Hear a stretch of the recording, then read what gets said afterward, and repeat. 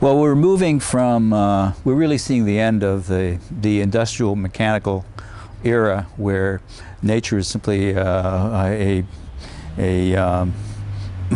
free resource that we use to create civilization out of. You know, that view, it's very clear. I think that anyone who's not in complete denial that view just isn't working anymore. Economy and ecology, we know, come from the same root word of home, Greek word for home, ecos. And my vision is that of ecological design, of a merging in which I don't want to deny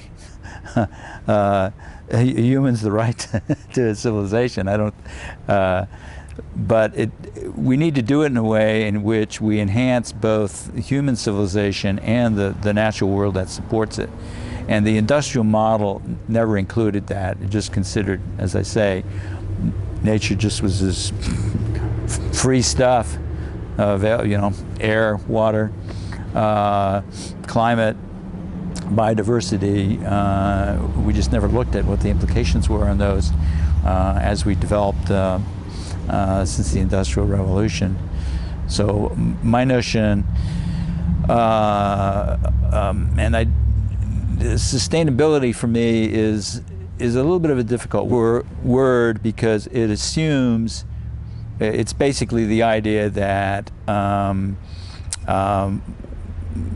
that there's a balance between what we take from nature and what we give back. And on a planet with 6.5 billion people and growing, and it's simply that the idea of sustainability needs a boundary around it. If we say the boundary is the planet, I would say even with our best efforts, it's not sustainable.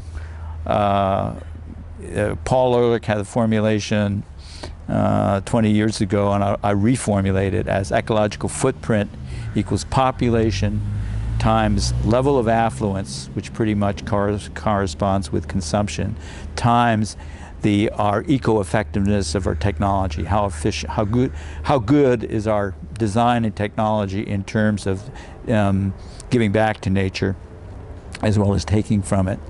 And if you multiply those three things together, it's simply unsustainable. So yes, you can build, if you draw the boundary small enough, you can be sustainable. And that is really part of the issue, is what I see is the shift in my book, the new book, Design for Life. I talk about the shift, the new ecological epoch, and the shift from the industrial model, which is that of the machine, to the ecological model, which is that of the building as organism and city as ecosystem.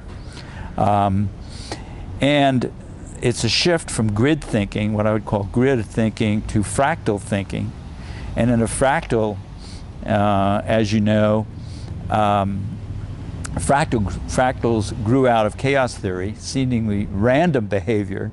And then it turns out it's not random at all, it's just a higher level of order. And the fractal geometry is such that every part, no matter how fine-grained you go, the part is always a picture of the whole. So, and actually, when I when I take these aspects of culture and of nature and of design and technology as the intermediary between culture and nature, and map those as fractal, what you get is this finer and finer grain where they're almost like swirling together at smaller and smaller scales. And that actually does give us a definition of sustainability, which is connecting all the pieces at every level of scale. So you can build a greenhouse and even have a hybrid car, but if you live in if you live in a suburb and have to commute 2 hours a day, it's never going to be sustainable. So it means really starting, yes, it means doing what you can at a personal level in greening your own life. And then it means that happening at a neighborhood and a community level. And it really, over the next several generations, I think means it means a very large, major physical reorganization of the built environment.